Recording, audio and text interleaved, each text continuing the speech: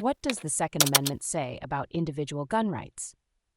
If you're curious about what the Second Amendment means for individual gun rights, you're in the right place. Let's break it down step by step. The Second Amendment is part of the Bill of Rights, ratified on December 15, 1791.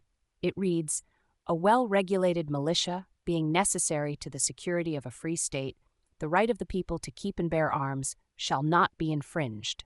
This short sentence has been the subject of a lot of debate. Some people believe it gives individuals the right to own guns, while others think it only applies to a collective right, like a militia. The Supreme Court has weighed in on this. In the 2008 case of District of Columbia v. Heller, the court decided that the Second Amendment does indeed protect an individual's right to keep a gun for self-defense. This was a landmark decision because it was the first time the court had ruled that the Second Amendment guarantees an individual's right to own a gun.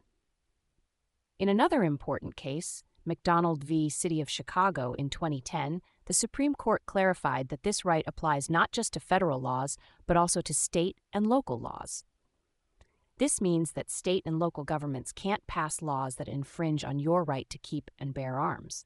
The Second Amendment also specifies that the right to keep and bear arms is not unlimited.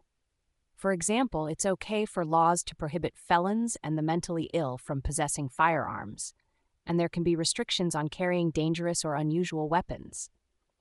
The idea behind the Second Amendment goes back to the English Bill of Rights of 1689, which allowed subjects to have arms for their defense.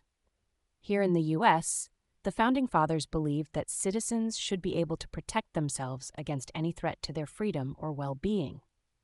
So, what does this mean for you?